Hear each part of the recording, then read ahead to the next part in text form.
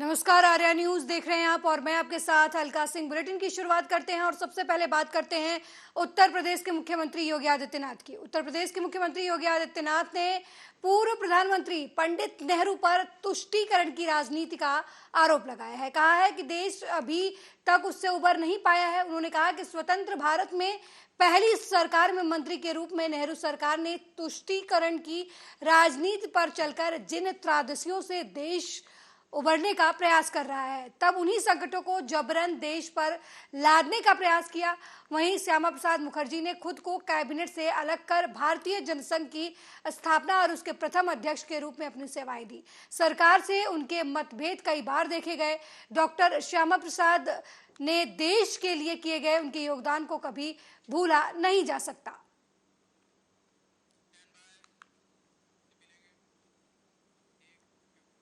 वहीं राष्ट्रीय स्वयंसेवक संघ प्रमुख मोहन भागवत ने बुधवार को कहा कि दुनिया अभी तक बहुत सारे सवालों का जवाब ढूंढ नहीं पाई है और अब सोचती है कि भारत उनका समाधान हासिल करवा सकता है। लेकिन क्या भारत उन सवालों का जवाब देने के लिए तैयार है? क्या हम ये जानते हैं कि हमें एक ऐसा देश बनाने की जरूरत है जो मुद्दों का जवाब दे सके? उन्होंने कहा कि भारत को बुद्धिजीवी क्षत्रियों की जरूरत है। संघ प्रमुख ने पुणे में संत रामदास की ओर से लिखे गए और उत्तर महाराष्ट्र के घुले सिस्त श्री समर्थ वाग्देवता मंदिर की ओर से संपादित मूल वाल्मीकि रामायण के 8 खंडों के विमोचन के अवसर पर कहा। उन्होंने आगे कहा कि आज के समय में समाज को दिशा दिखाने के लिए आदर्श राजा का स्वरूप स्थापित करना जरूरी है। समर्थ रामदास भगवान राम के बाद छत्रपति शिवाजी महाराज को आदर्श राजा मानते थे। इसी ने पूरे दुनिया में इस्लाम का आक्रमण हुआ, स्पेन से मंगोलिया तक छा गया। धीरे धीरे कालक्रम में वहां के लोग जागे, उन्होंने आक्रमणकारियों को परास्त किया, तो अपने कार्यक्षेत्र में इस्लाम सिकुड़ गया। सब ने सब बदल दिया। अब विदेशी तो यहां से चले गए, लेकिन इस्लाम की पूजा कहां सुरक्षित चलती? यहीं सुरक्षित चलती है। कितने दिन हुए, कितने शतक हुए, ये चल रहा है सहजीवन। इसको ना पहचानते हुए और आपस के भेदों को ही बरकरार रखने वाली नीति चलाना, ऐसा करेंगे तो कैसा होगा? किसी ने इसको समझाना चाहिए ना। ये समझदारी पक्की होती तो हम अलग दिखते हैं इसलिए अलग है, इस विचार से देश नहीं टूटता। ये मातृभूमि हमारी है। ये भूल कर हमारी पूजाएं अलग अलग है, 2-4 विदेशी भी है, फिर भी एक समाज के नाते हम इस देश के हैं। हमारे पूर्वज इस देश के पूर्वज हैं।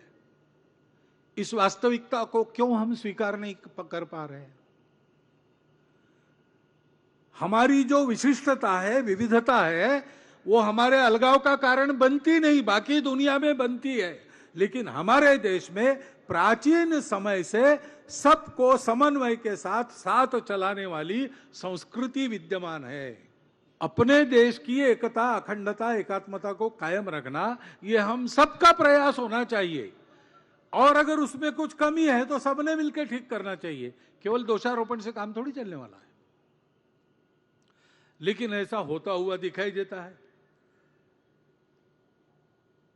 और दूसरी भी बात है कि थोड़ी बहुत हमारे मन में भी बीच के काल में जो भेद आए, जात पात के भेद आए,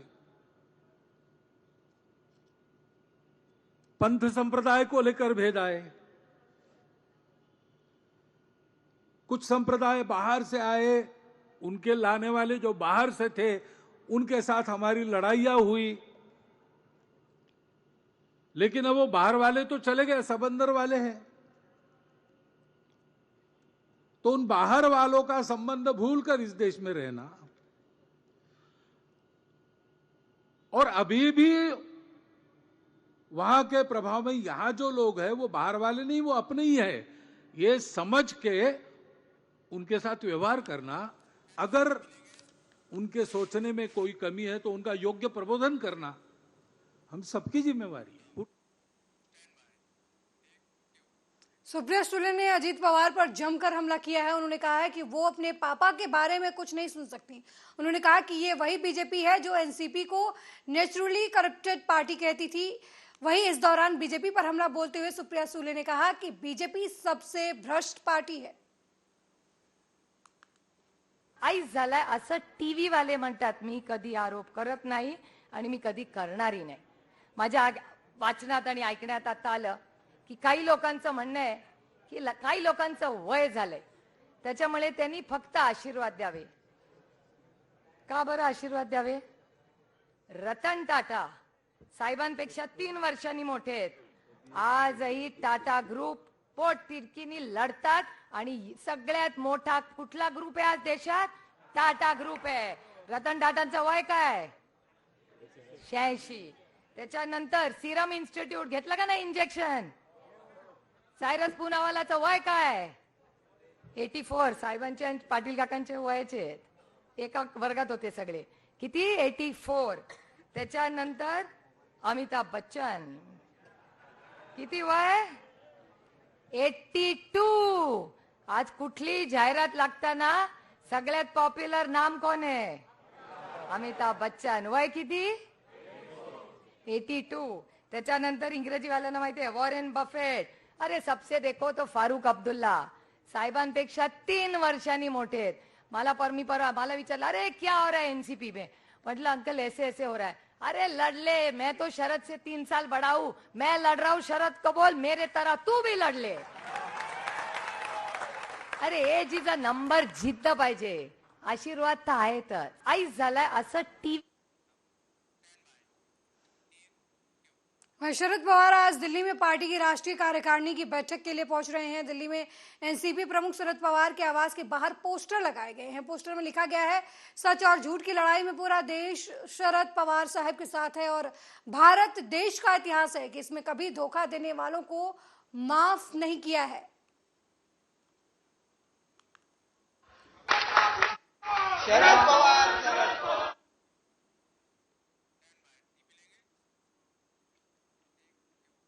वहीं दिल्ली पुलिस स्पेशल सेल ने रोहिणी सेक्टर 29 के आसपास मुठभेड़ के बाद एक कॉन्ट्रैक्टर किलर कामिल को गिरफ्तार किया है। पुलिस ने उसके खिलाफ 12 से अधिक मामले दर्ज हैं, जिसमें हाल ही में दिल्ली के जामा मस्जिद इलाके में गोलाबारी में एक व्यक्ति की मौत का मामला भी शामिल है।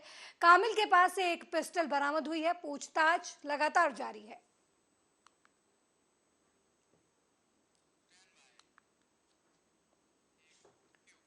वहीं आदिवासी युवक के ऊपर पेशाब करने वाले बीजेपी नेता प्रवेश शुक्ला को पुलिस ने 5 जुलाई की रात गिरफ्तार कर लिया। साइबर सेल की मदद से पुलिस ने कुबरी गांव के खैरवा से उसे गिरफ्तार किया है। पुलिस ने आरोपी के खिलाफ धारा 323, 123, 294, 194 और 506 आईपीसी और एनएसए के तहत मामला दर्ज किया है। वहीं सीधी वायरल वीडियो के आरोपी प्रवेश शुक्ला को 5 जुलाई को देर रात गिरफ्तार करने के बाद मेडिकल परीक्षण के लिए ले जाया गया।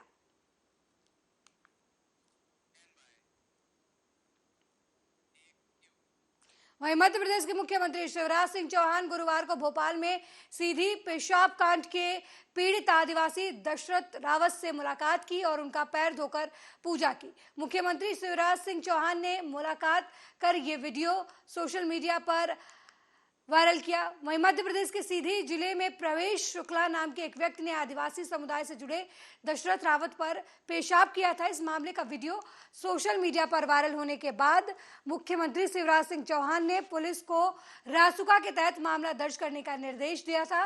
मुख्यमंत्री शिवराज सिंह चौहान ने निर्देश मिलने के बाद मध्य प्रदेश पुलिस ने रासुका समेत भारतीय दंड संहिता की अलग-अलग धाराओं के तहत आरोपी के खिलाफ मुकदमा दर्ज कर उसे गिरफ्तार कर लिया था।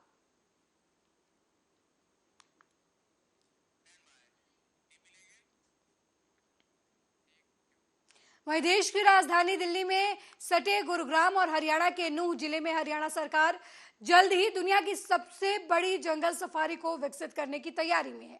इसको लेकर हरियाणा के मुख्यमंत्री मनोहर लाल खट्टर ने दिल्ली में बड़ी बैठक की है। इस बैठक के बाद मुख्यमंत्री ने संबंधित विभागों के अधिकारियों को 7 दिनों में सभी औपचारिकताएं पूरी करने के निर्देश भी दिए हैं। हरियाणा के मुख्यमंत्री मनोहर लाल ने राज्य में दुनिया का सबसे बड़ा जंगल सफारी पार्क विकसित करने का मन बना लिया है। इसके बनाने के बाद एक और जहां अरावली पर्वत श्रृंखला को संरक्षित करने में मदद मिलेगी, वहीं दूसरी ओर गुरुग्राम और नूह क्षेत्रों में पर्यटन को भी बढ़ावा मिलेगा।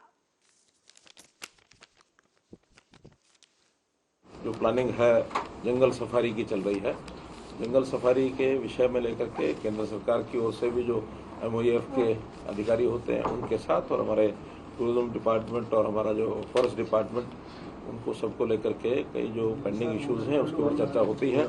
तो आज कई चीज़ों को जो प्रोसेस में थी उसको थोड़ा गति देने के लिए आज हमने ये बैठक रखी थी। 10,000 एकड़ पर ये जो है सफारी के लिए जगह चिन्हित की गई है और उसमें कुछ फॉर्मेलिटीज़ हैं, खास करके कॉरपोरेशन गुरुग्राम, कॉरपोरेशन मानेसर और म्यूनिसिपैलिटी सोना, उनको कहा गया है कि 7 दिन के अंदर हम सारी फॉर्मेलिटीज़ पूरी करें। और आज उसका जो कंसल्टेंट्स जो हमने एंगेज किए हुए हैं उसमें से एक कंसल्टेंट ने अपनी सारी प्रेजेंटेशन भी दिखाई है कि किस किस प्रकार से क्या क्या वो डेवलप करेंगे, क्योंकि अभी PMC हमको तय करना है। दूसरी 2 PMCs आए हुए, उसमें से एक हमने आज प्रेजेंटेशन देखी है, एक और देखेंगे, फिर दोनों में से जो भी अच्छा लगेगा उसको फाइनल करेंगे।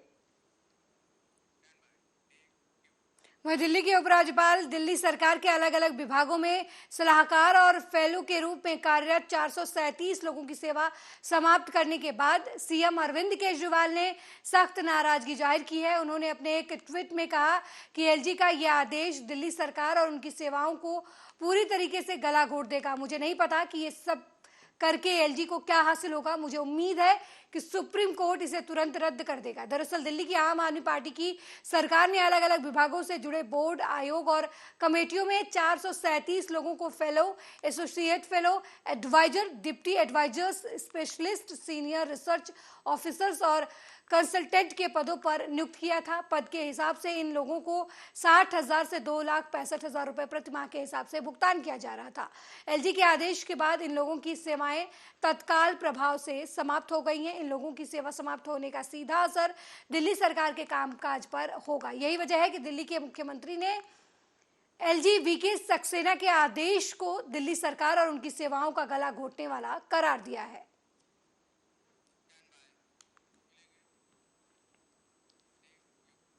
वहीं कांग्रेस नेता रणदीप सुरजेवाला ने सेट के मामले में बीजेपी सरकार पर जमकर हमला किया है। हमले में कहा कि कैसे मनोहर लाल सरकार ने सेट को कॉमन एक्सप्लॉयटेशन टेस्ट बना दिया है, पर आज ही सेट की मानी हुई खामियां भी दूर किए बगैर युवाओं के भविष्य की भ्रूण हत्या शुरू कर दी है। 24 घंटे में ही सरकार का दोगला चरित्र उजागर हो गया है। इसकी कथनी और करनी कुछ और है। कल ही कांग्रेस पार्टी की ओर से हमने बताया था कि कैसे खट्टर सरकार ने हरियाणा में CET को कॉमन एक्सप्लॉयटेशन टेस्ट बना दिया। 24 घंटे भी बीते नहीं हैं, एक बार फिर युवाओं के भविष्य की भ्रूण हत्या शुरू कर दी। कल मुख्यमंत्री श्री मनोहर लाल खट्टर ने प्रेस वार्ता करके ये स्वीकारा कि वो सोशो इकोनॉमिक कैटेगरी के नंबर जहां गलत जुड़े हैं उन्हें काटने का मौका देंगे, जहां नहीं जुड़े हैं वहां जोड़ने का मौका देंगे। एक्स सर्विसमैन और EWS के वो लोग जिनके कैटेगरी जुड़ी ही नहीं, उन्हें जनरल कैटेगरी में दिखाया है, उसका मौका भी देंगे। अनमने ढंग से बीजेपी के दोहरे चरित्र के हिसाब से यह भी मान लिया कि 4 गुना की बजाय ज्यादा बच्चे बुलाने पर भी विचार करेंगे। पर लगता है कि श्री मनोहर लाल खट्टर की जबान की कोई कीमत नहीं, 12 घंटे में ही बदल गए। आज फिर HSSC ने एक बार फिर से फिजिकल मेजरमेंट टेस्ट का नोटिस जारी कर दिया अनेकों पदों के लिए। 4 इसको लेकर सिलसिलेवार धोखे के पहलू हैं जो जानना आवश्यक है। नंबर 1, जब मुख्यमंत्री ने HSSC ने यह स्वीकार लिया कि वो सोशो इकोनॉमिक कैटेगरी के गलत जुड़े नंबर काट देंगे और जहां नंबर सही नहीं जुड़े हैं उन उम्मीदवारों के जोड़ देंगे। तो फिर रिवाइज रिजल्ट जारी किए बगैर आप भर्ती की प्रक्रिया क्यों शुरू की? क्या मुख्यमंत्री श्री मनोहर लाल खट्टर की जबान की कोई कीमत नहीं? सवाल नंबर 2, जब मुख्यमंत्री श्री मनोहर लाल खट्टर जी ने कल ये मान लिया कि ex serviceman and economically weaker section के बहुत सारे लोग जो गलत तरीके से सीईटी रिजल्ट में जनरल कैटेगरी में दिखाए गए हैं, उनका रिजल्ट संशोधित हो जाएगा। एचएसएससी ने भी समय दे दिया नोटिस जारी करके। तो फिर जब रिजल्ट संशोधित किया ही नहीं, 12 घंटे बीते ही नहीं, भर्ती प्रक्रिया कैसे शुरू कर दी बगैर रिवाइज सीईटी रिजल्ट बनाए? क्या यह नहीं दर्शाता कि मुख्यमंत्री श्री मनोहर लाल खट्टर जी के कथनी और करनी में बिल्कुल अंतर है? सवाल नंबर 3, हमने कल ये जारी करके दिखाया कि सीईटी की आंसर की ही गलत है, या तो जवाब गलत हैं या वो ऑप्शन ही गलत है। हमने 4, 5, 6 प्रश्न भी ऐसे दिखाए, बच्चों ने तो 100 रुपया देकर बहुत सारे इतराजात जताए हैं। आज तक रिवाइज आंसर की सीईटी के रिजल्ट की जारी नहीं हुई, तो फिर रिवाइज आंसर की जारी किए बगैर भर्ती की प्रक्रिया शुरू कैसे हो सकती है? वहीं यूनिफॉर्म सिविल कोड को लेकर तमाम संगठनों की तरफ से अपनी राय दी जा रही है। इसी क्रम में देश में मुसलमानों के बड़े संगठन जमियत उलेमाए हिंद ने मौलाना अरशद मदनी की अध्यक्षता में समान नागरिक संहिता पर अपनी आपत्ति दर्ज कराई है। इसमें कई मुद्दों पर असहमति दर्ज कराई गई है और कहा गया है कि यूसीसी शरीयत के खिलाफ है। संगठन की तरफ से साफ किया गया कि ऐसा कोई भी कानून जो शरीयत के खिलाफ हो उसे मुसलमान बर्दाश्त नहीं करेगा। ये एक सियासी मसला है और ये और वादे हो गया कि कल उन्होंने जब वहाँ के रक्षक के सिलसिले में अपने काम को शुरू किया है, उसी वक्त वो इस मसले को ले आए जिसने ये बात बिल्कुल वादे कर दी कि ये एक सियासी मसला है। वो अपने इक़्तिदार को हासिल करने के लिए इस मसले को पेश कर रहे हैं ताकि हिंदू और मुसलमान बिल्कुल एक तरफ हो जाए और वो जीत जाए। हम ये समझते हैं कि इसकी कोई वास्तविकता हो नहीं है। वो ये कहते हैं कि घर में 2 कानून कैसे हो सकते हैं? 1300 साल से हम इस मुल्क के अंदर जिंदा हैं। हुकूमतें तो आती जाती रहती हैं और कितनी हुकूमतें आई चली गई मुल्क के अंदर। हम अपने निज़ाम के ऊपर कायम में वो क़यामत तो कायम नहीं हुई, तो गलत है। मुसलमान का तो एक खुला हुआ मसला है कि हमारा एक शरीयत है और हम उसके ऊपर 1300 साल से इस मुल्क के अंदर चल रहे हैं। हम अपनी ज़िंदगी को उसी के ऊपर रखना चाहते हैं। जहाँ आपको ये इतराज़ है, आप समझते ही नहीं उस मसले। वहीं देश की राजधानी दिल्ली और नोएडा के कई इलाकों में झमाझम बारिश हो रही है। बादल छाए रहने की वजह से दिन में ही अंधेरा छा गया। बुधवार को भी दिल्ली एनसीआर में हल्की हल्की कहीं तेज बारिश देखने को मिली थी। एक रिपोर्ट के मुताबिक राजधानी समेत एनसीआर क्षेत्र में आगामी 5 दिनों तक बारिश होने की भविष्यवाणी की गई है। वहीं आईएमडी ने 8 जुलाई को येलो अलर्ट जारी कर बारिश की संभावना जताई है। इस दौरान बारिश के साथ 30 से 40 किलोमीटर प्रति घंटे की रफ्तार से हवा चलने का अनुमान है। वहीं इन 5 दिन तक अधिकतम तापमान 33 से 36 डिग्री और न्यूनतम तापमान 26 से 27 डिग्री सेल्सियस के बीच रहने की उम्मीद जताई गई है।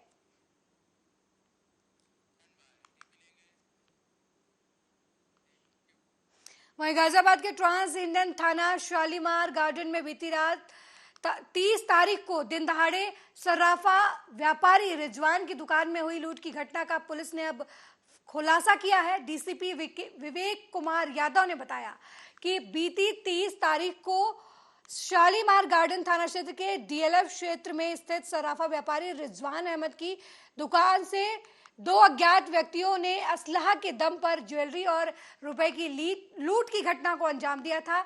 इस पूरे मामले का सीसीटीवी फुटेज भी सामने आया है। दरअसल 5 लाख के जेवरात और तकरीबन 25 से 30 हजार की नकदी की लूट की घटना को बदमाशों ने अंजाम दिया था। उसके बाद वहां से फरार हो गए थे। पुलिस ने इस पूरी घटना में शामिल अभियुक्त गौरव, कुणाल और कपिल को मुठभेड़ के दौरान गिरफ्तार कर लिया है। तीनों के पैर में गोली लगी है, जबकि लूटी हुई ज्वेलरी को खरीदने वाले अभियुक्त टिंकू को पुलिस गिरफ्तार कर चुकी है। पुलिस द्वारा अभियुक्तों के पास से लूटा गया सर्राफा व्यापारी के सोने चांदी का आभूषण भी बरामद किया गया है। 30 जून 2023 को डीएलएफ कॉलोनी थाना शालीमार गार्डन क्षेत्र के रिजवान अहमद के ज्वेलरी की शॉप पे लूट की घटना कारित की गई थी। इस लूट की घटना के अनावरण हेतु टीमें प्रयासरत थी। उसी दौरान कल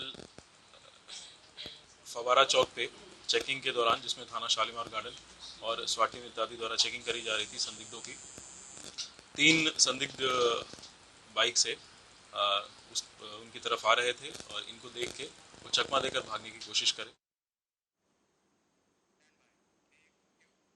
अगली खबर रायबरेली से है, जहां खेत में मेड़ काटने के विवाद में 2 पक्षों में जमकर लाठी डंडे चले। इस दौरान दोनों पक्षों से महिलाओं समेत कुल 8 लोग घायल हुए हैं, जबकि 6 की हालत गंभीर बताई जा रही है। उन्हें जिला अस्पताल रेफर कर दिया गया है। बता रही है, पूरा मामला बछरावा कोतवाली क्षेत्र के रैन गांव का बताया जा रहा है।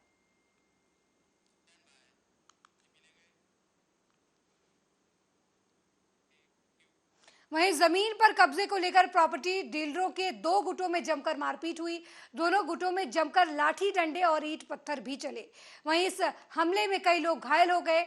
कई गाड़ियों की तोड़फोड़ भी की गई, जिसका वीडियो सोशल मीडिया पर वायरल हो रहा है। मामला मिल एरिया थाना क्षेत्र के पीएससी कॉलोनी के पास का बताया जा रहा है, जहां पर जमीन पर कब्जे को लेकर रंगदारी मांगने को लेकर 2 गुटों में भिड़ंत देखने को मिली। दोनों ही गुटों में जमकर लाठी डंडे और ईंट पत्थर चले, जिससे वहां मौजूद लोगों में भगदड़ मच गई। वहीं लोग जान बचाकर इधर उधर भागते हुए भी नजर आए। स्थानीय लोगों की सूचना पर मौके पर पहुंची पुलिस ने घटनास्थल से एक क्षतिग्रस्त स्कॉर्पियो भी बरामद की है और वीडियो के आधार पर दबंगों की तलाश की जा रही है।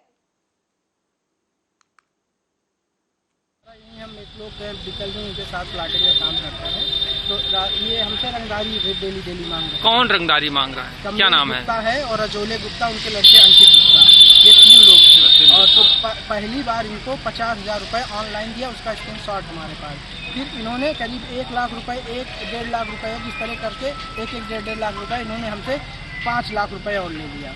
आपने कितनी अब तक इनको रंगदारी के रूप में दिया? अभी तक हमने इनको 5.5 लाख रुपए दे दिया। और उसके बाद कल से ये लगातार हमसे 5 लाख रुपए इकट्ठा मांग रहे हैं। तो हमने कहा चाचा कि अब हम नहीं दे पाएंगे, इतना पैसा हम कहाँ से देंगे आप। आज किस मामले को लेकर के तोड़-फोड़ हुई, मारपीट आप लोगों के साथ? हम जा रहे थे उसी रास्ते से, तो हमारी गाड़ी चारों तरफ से घेर लिए गए। एक सफारी थी, एक स्कॉर्पियो थी और एक सफारी स्टॉर्म जो थी उसका नंबर 7475 था, वो रजोले गुप्ता की सफारी थी। और एक ट्रैक्टर था।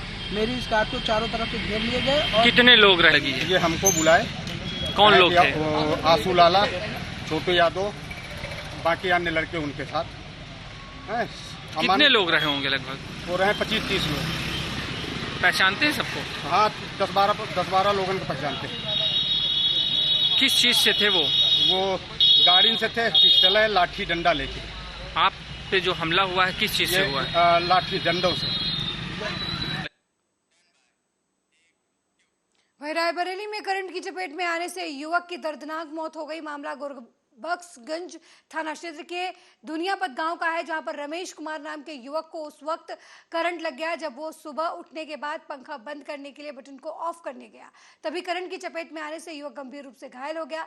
आनन फानन में युवक को नजदीकी स्वास्थ्य केंद्र ले जाया गया, जहां युवक को डॉक्टरों ने मृत घोषित कर दिया। वहीं सूचना पाकर मौके पर पहुंची पुलिस ने युवक के शव को कब्जे में लेकर पोस्टमार्टम के लिए भेज दिया और आगे की कार्रवाई में जुट गई। क्या हुआ है आपके यहाँ? कुछ नहीं, मतलब ऐसे किमारन मानी तार खुला है, खोलन के मारा हम मान रहे हैं, खोल के पता नहीं इनका होगा। किसने खोला? पापा ने खोले थे के मारा, बाहर से बंद थे, खोले हम गए फटे तो गिर गए, पता नहीं इनका इतना सा होगा। कै बजे की घटना है पिटिया? 4 बजे सवेरे। अच्छा। वहीं मुरादाबाद में चोरों का आतंक देखने को मिल रहा है। कुदरकी थाना इलाके के गजीपुर में एक ही गांव के 5 लोगों के घरों की दीवार काटकर चोरी करने का मामला सामने आया है। इस वारदात में लाखों रुपए की चोरी हुई है।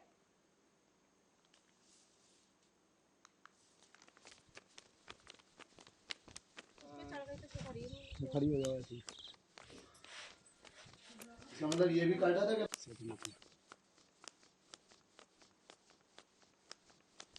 मतलब कोमल कर लिया ये रात हमारा, पता नहीं चला आपको?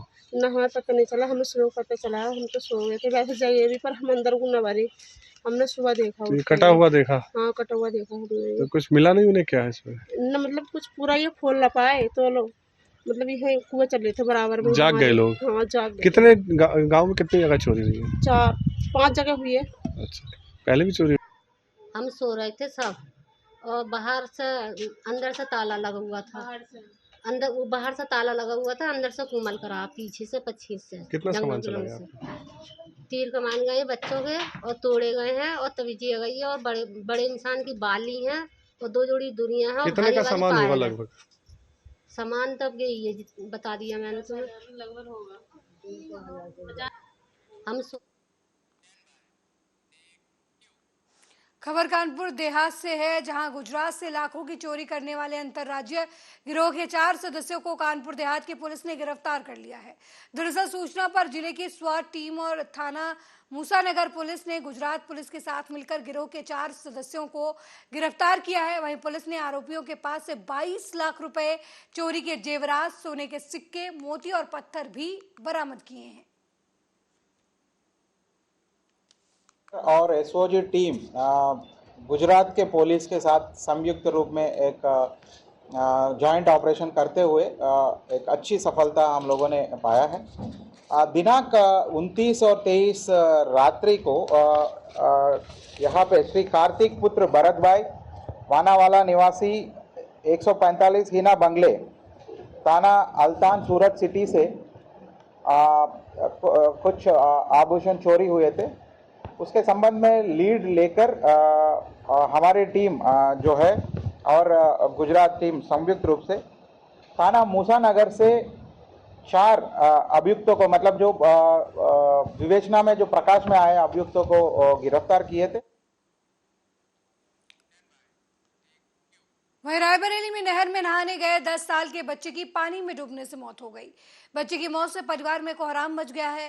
बता दें ये पूरा मामला बछरावा थाना क्षेत्र के सब्जी गांव का है, जहां 10 साल का बच्चा अपने दोस्तों के साथ नहर में नहाने गया था, लेकिन गहरे पानी में जाने से वो गड्ढे में फंस गया और डूबने लगा।